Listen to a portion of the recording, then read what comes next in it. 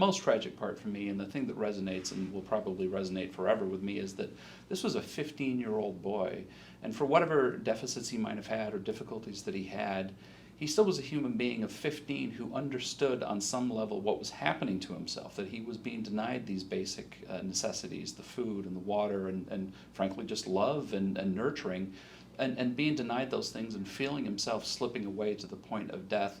And the people that were supposed to be protecting him, the people that were supposed to be providing for him and giving him those comforts, were the very people that were inflicting these punishments upon him. And that's just absolutely heartbreaking to deal with. We did have a meeting in chambers ahead of this, so I sort of could see what the writing on the wall was going to be, at least as it relates to the defense getting an evidentiary hearing down the road as it relates to the claims of ineffective assistance of counsel.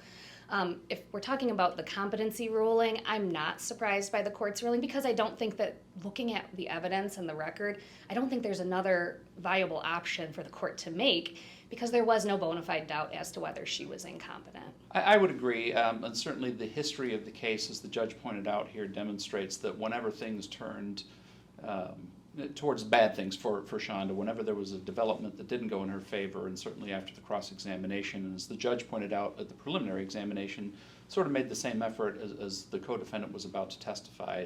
It's just when things turn bad for Ms. Vander Ark that she conveniently gets these moments where she just can't focus and she's mentally not able to be there.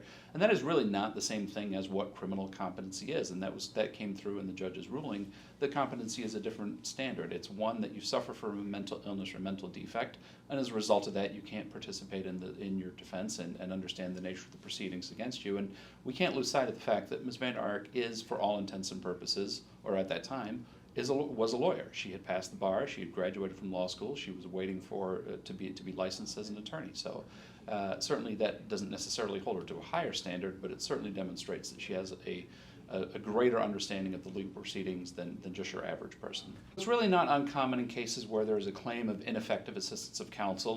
In other words, the defendant saying that they were denied effective representation at the trial.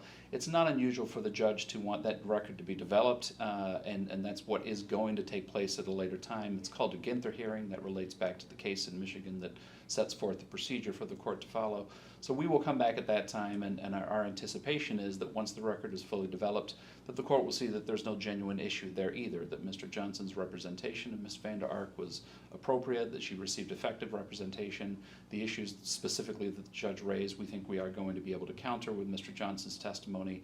So it's not at all unusual for this procedure to take place. Going forward, typically when I handle these type of Ginther hearings, I will meet with the defense trial counsel, so Mr. Johnson in this case, sit down, discuss the claims that are being levied by the defendant to just see what the veracity of those are. I then also routinely look for corroborating evidence of either statement to see, because typically we have a defendant versus their counsel, and whose story lines up with what the evidence is. So that's natural, I think, as a preparation tactic for any hearing, is to see what evidence you have and then prepare it and address for each of the claims that they have. So with it, I'll be looking at other competency evaluations that have been done but might not have been before Judge Kacel when he made his determination.